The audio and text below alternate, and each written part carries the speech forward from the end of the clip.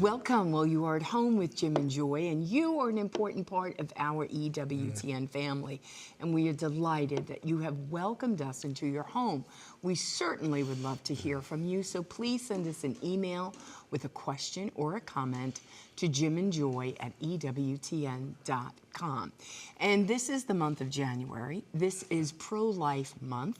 All you have to do is go to EWTN/pro-life. EWTN is airing special shows for Pro-Life Month. They're also going to be bringing you the only coverage that you will probably see about the March for Life and the Walk for Life West Coast.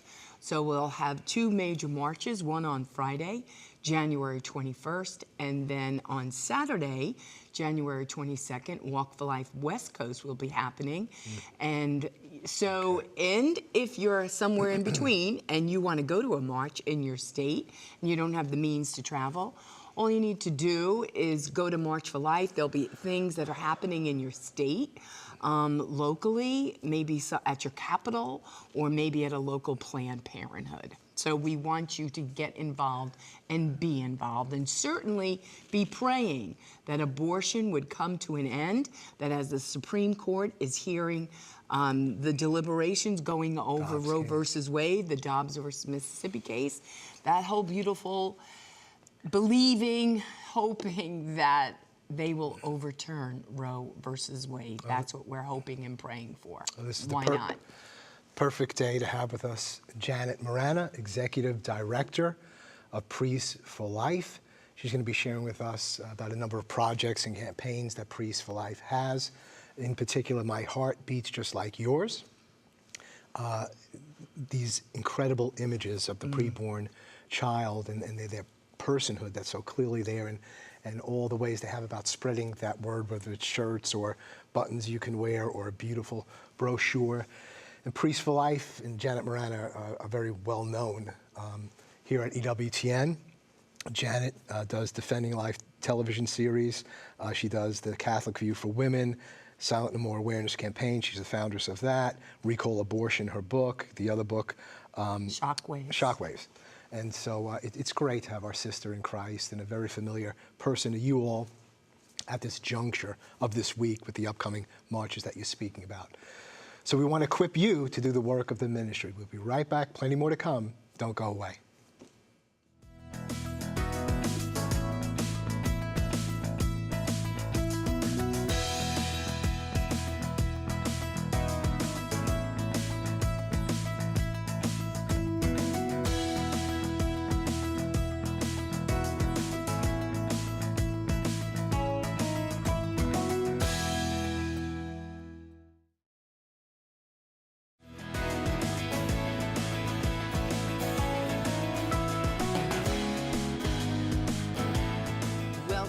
Well, you are at home with Jim and Joy, and today our guest is Janet Morana. She is the Executive Director of Priests for Life. You can visit their website, endabortion.us.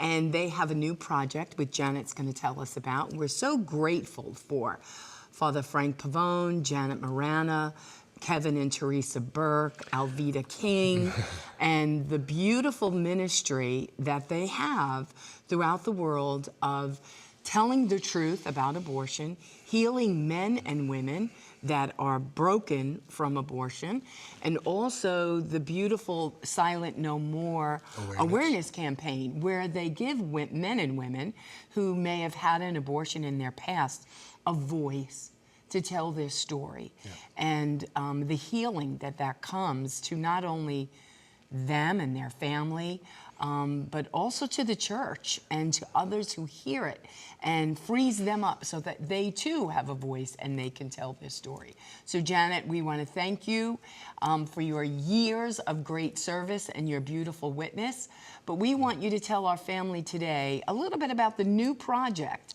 My Heart Beats Just Like Yours. And you could go to this website, myheartbeatsjustLikeYours.com. Janet, tell us about this new project that you're venturing out to.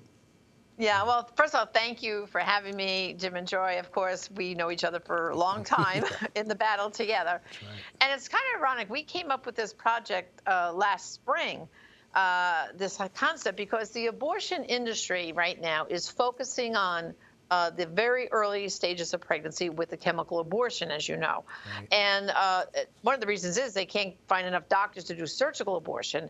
And all through the pandemic, they got the FDA waived the rules for distributing RU486, that now they could do a telemed appointment. So a woman sees a doctor on a computer and they mail her the RU486. Right. So they're really honing in on these babies in the earliest stages of development. And of course, we know by the testimonies of the women, they're telling these women, oh, well, the baby's not really developed yet. It's okay. Don't worry. It's not really, it's not really a baby yet. So we said, no, no, no. We know that little embryo, Yes. it's like you said, Joy, the heart beats at 3 weeks. And so we decided to use this campaign, My Heart Beats Just Like Yours, let the baby talk. And that's the unique part of this campaign. It's because people read fetal development, the baby can do this, the baby can do that. I said, no, no, no. Let's have the baby talk. Wow. And so that's what this is. It's the baby talking to you. Yes. My heart beats just like yours. Yes. And so that's how we started this campaign. The beautiful pictures that are in that brochure, we call them the NASA photos. They're used by taking these early developmental pictures, and they're kind of what NASA does. They'll stitch the pictures like they do from satellites together to get a clearer image. And that's what the technology is. And if you look at those images, they're astounding. I mean, it's clearly a baby. The baby you could see the eyes, the ears, it's all coming into place. And this is the pictures in the brochure are in the 7th, 8th, 9th, and 10th month of development. And RU486, as you know, is not supposed to be distributed past 10 weeks. So that's why we're focusing in on this earliest stages. Because, Joy, you work in a pregnancy center, and you get someone in there, women are finding out sooner and sooner they're pregnant, weeks into the pregnancy, because they take that test at home and they come in maybe to the center. Well, if you show them that brochure, there's no doubt right there that it's a baby. It's not, it's fully developed. And by the 8 weeks, it is now a fetus, no longer an embryo. Right. And so that's an important turning point also, because when you think about it, people refer to embryos like for embryonic stem cell, and people still think that, oh, the baby, again, is not developed. Once it becomes a fetus, oh, well, now it's a baby. And so, again, we're trying to educate with this campaign of all the beautiful things that baby does at such an early stage of development. Well, it's a brilliant idea because, it's really going right where, like you said, the abortion industry is targeting this baby and women. And even yesterday, I had a conversation with a client and a boyfriend, and I got to say to him, this baby, and you will see it on the ultrasound, because we know statistically 80% of the men and women who hear their baby's heartbeat have a conversion to life. If they're going in and they are being, thinking they're gonna abort this baby because they're believing the lie that it's a blob of tissue, it's not really a baby. And you can tell them that in the counseling room, but then when they go into the ultrasound room and they see the baby and they hear the baby, there's a great conversion to life. And so, and I even said those words yesterday to this young man. I said, your heart started beating when you were in your mother's womb at 21 days. And you're sitting in that chair and your heart is still beating and you're alive and this baby is alive. And so it's a beautiful, brilliant campaign, and I hope that it awakens the reality of when a baby's heartbeat starts beating, so that we could all see, oh my gosh, this is real. Right. And you know something, too, this also protects the mother, because we're finding more and more women, of course, that are going down this route of chemical abortion are more traumatized. They're coming to healing at Rachel's Vineyard quicker and sooner, and because of the trauma. Why? They become the abortion doctor. Because, see, with a surgical abortion, the women can deflect their anger towards that abortionist. But now they're the person that, with their own hands, takes that pill. And where is the abortion clinic? It's their home. It's their bathroom. And we know already, we're getting testimonies already from women saying, I saw my baby in the toilet. and they flushed their own child down. Or some women said they grabbed it up out of the toilet, they put it in a little shoebox and ran out in the yard and buried the baby. I mean, the trauma that's happening because of the chemical abortion, it's tragic. The other thing, too, is women are at great risk because they'll give them that pill, but if it's an ectopic pregnancy, she's going to end up in the emergency room with severe complications. So this campaign, like I said, it saves the baby, but it saves the mother too from the physical damage and the psychological and emotional scarring that we're experiencing. I mean, they're coming to Rachel's Vineyard sooner and sooner because of this RU 486. Well, Yes. And the one final thing I wanted to tell you is the Biden administration, the FDA put that in place where they could telemed out the pills, but that was only supposed to be temporary. Well, just recently, the Biden administration instructed them to make it permanent. So Right. now, RU 486 is being mailed out like candy would be, and it's tragic. Tragic. Yes. yeah. Well, you're making so many profound and clear factual points. I don't think we can reiterate them enough. And so, you started out speaking about kind of the strategy of the pro-abortion movement and Planned Parenthood. And because, we look at surveys that have been taken and speaking to the public, and the public in America and probably in other places thinks that abortions only take place in the first trimester, especially these ages that you're speaking about, which is not true. Roe versus Wade and Doe versus Bolton brings it through all 9 months. But there's a growing revulsion about that within America. And so, like you're saying, they're targeting the early times because they think maybe more Americans can accept this, or it's just a blob, it's a mass, there's nothing really going on, it doesn't look like a human being, and so on. And so you're really focusing upon where this whole campaign for the pro-abortion movement is going to educate our people and to say, well, we seem to be winning the battle in the older ages of the children, but we got to win the battle right here. We know, life begins at the moment of conception. And so we say that, but as you said, it's one thing to say that, it's another thing to see how early that heart's beating. You're saying, let the baby speak. And for so many of us, especially in my situation, I was pro-life, but I wasn't very active. And it wasn't until I saw, one of our children, our last child, on ultrasound and saw him so vividly there early on, and saw that heart beating, and then we got another ultrasound, and I could push on Joy's stomach, and I could see him on ultrasound, and he would stop because he sensed the touch, and then I'd let up, and he'd begin to move again, and then I started to yell, at Joy's womb. I said, hey, like this, and the baby would stop when it heard my voice. And so when I had that, I had what you were speaking about, an encounter, not with an issue, but an encounter with a human being and a person who is not me and who is not Joy, separate from us. And I thought to myself at that moment, I could take you to one of 5 abortion mills in Birmingham, Alabama, because we had 7 over the years, we're down to 1, and I can have you killed today. Now, that was not my plan, but I said, I can have you killed today. And Janet, at that moment I said, I don't want to know about this. And I was a minister at that time in the Episcopal Church, and I was pro-life. But I said, I don't want to know about this. About what? I mean, you're already pro-life. No, I don't know about this, that this baby that I'm looking at can be dismembered. He's going to be killed, and I can pay for this. And I don't want to know this. So I ran away from it, for some time. But I think that's what you're talking about. Seeing is believing, and until, that's right. Like Father Frank, always says, until America sees abortion, it will continue to accept abortion. And we're not even talking about abortion here. America hasn't even seen fetal development the way it needs to see fetal development. These incredible pictures that you're speaking about. Now, Janet, speak to us a little bit about, we've seen these incredible images. But then we seeing this little piece of a video. How does that relate to this campaign, to these pictures and the video? Sure. Well, the video comes from a DVD that we're distributing here at Priests for Life. We've been actually distributing it for over a decade. Yeah. It was originally distributed by National Geographic. It's the endoscopy video. Yes. And this video takes it, again, from the earliest weeks on up. And it's beautiful, where it shows the baby's heart pulsing and pulsing and beating like that. I mean, anybody to see that, it's got to be a little bit of a game changer.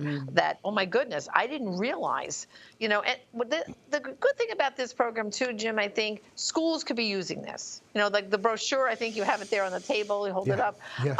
That brochure you can have this in a classroom, confirmation classes, biology class. This should be distributed in the schools. I truly believe that's my heart, so that more people will look at this early development. Because let's face it, and you know this, Joy, from the pregnancy center, kids are getting pregnant younger and younger, and then they're coming for abortions. So we've got to educate our young people that this is not a clump of cells. It's not a blob of tissues. It's a baby with a beating heart. The baby's trying to say, please look at me. I'm here.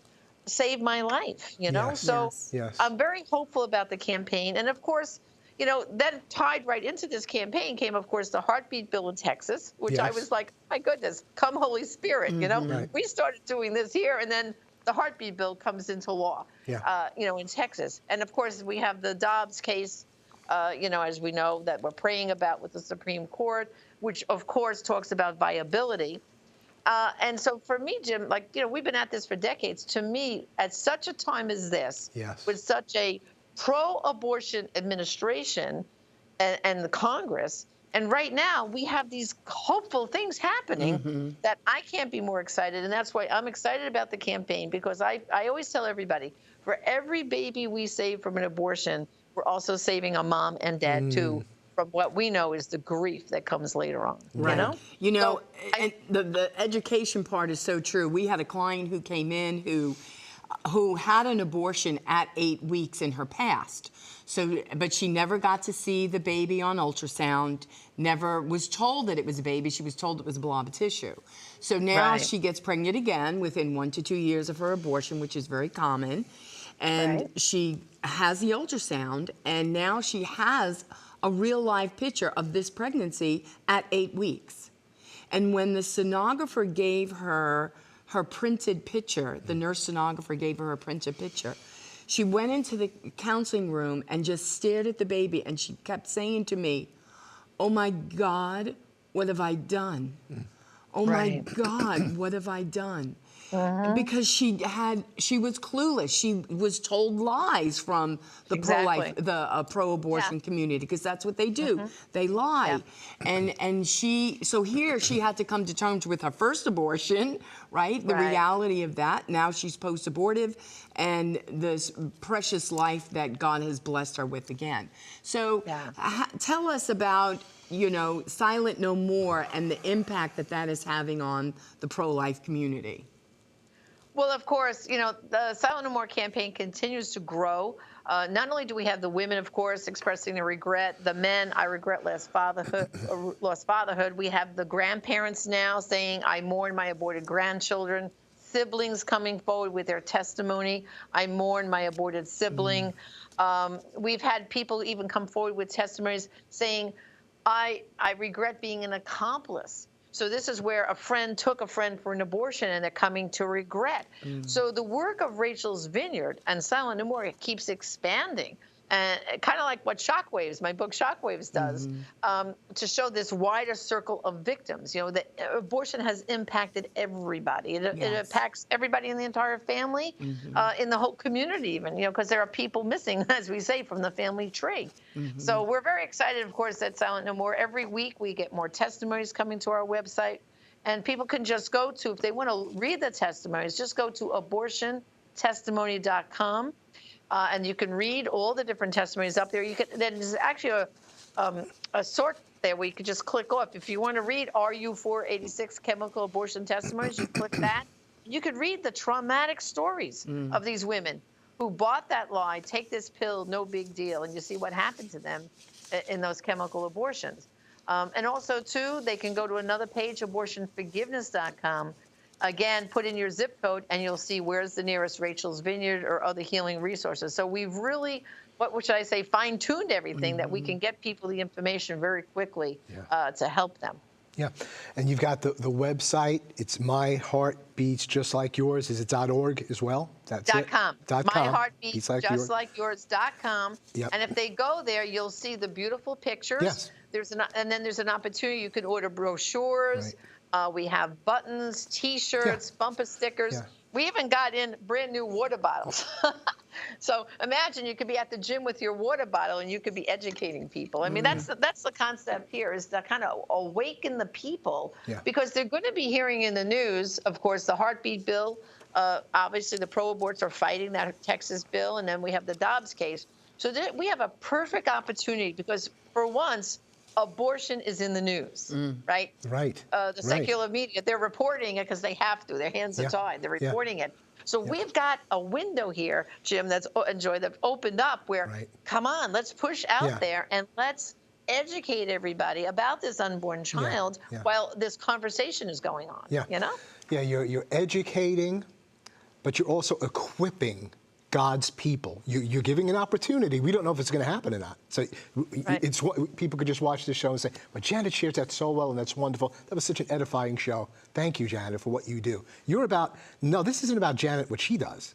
This No. is about me trying to equip you so that you'll go to the website and you'll see the different links and you'll get these materials. And you were mentioning the brochure. The brochure is absolutely excellent. Has those powerful images that you were talking about at 7, 8, 9, 10 weeks, and it has what's happening at each stage of that development right there, and then you've got statistics underneath it.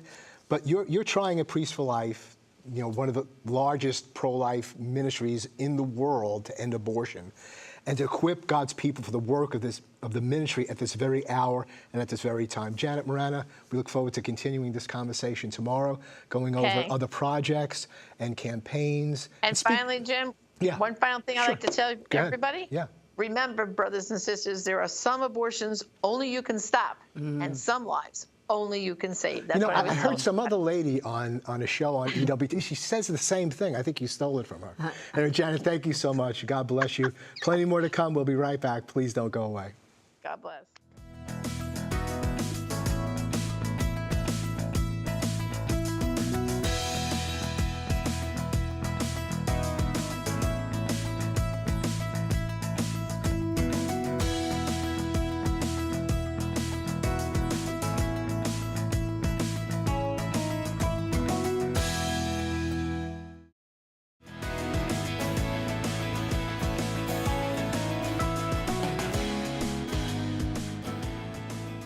Welcome back. Well, you're at home with Jim and Joy, and we had a wonderful conversation with Janet, a real pro-life warrior and doing great and wonderful things. So it is Pro-Life Month, and Janet came to us on a very busy week, right? We have the March for Life that's happening in Washington on Friday, and then the Walk for Life West Coast that's happening on Saturday. And then look around for your local marches to find out where you can participate, so you can get involved. And if you can't get out and get involved, then stay where you are and pray. Go to adoration and pray that abortion would come to an end in our land. You know, Janet was sharing about letting the baby speak. And, you know, so many times, you know, I've done debates and other things. And I'll say in the midst of those debates, when I'm speaking with somebody who's pro-abortion and so on, and we're going back and forth, and there's a moderator there and this and that. Every once in a while, I just stop and I say, you know, there's somebody missing from this conversation. Right. I say, I'm talking to you, you're talking to me, we're speaking about things. I just wish we had a preborn child to speak to you, or that we were showing pictures of fetal development, or showing pictures of aborted children, because they need to speak. Right. Instead of just us people out here debating this as if this is an issue, because it's not about an issue, it's about a human being who has the fundamental right to human existence in life and is going to experience one of the most horrific deaths that a person could experience. And so this campaign is just so critical, and I really do encourage you to go to priestforlife.org, the other sites that we've given to you, and just go to myheartbeatsjustlikeyours.com. Get these materials, because it's not enough that you're aware of it.